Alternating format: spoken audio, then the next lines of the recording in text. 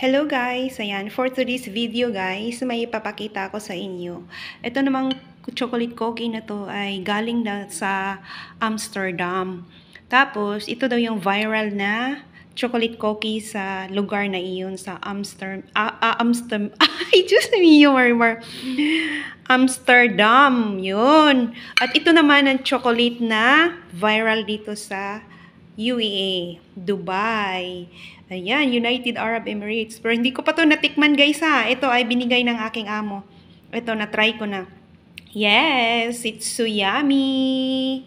May ano siya, white chocolate sa gitna.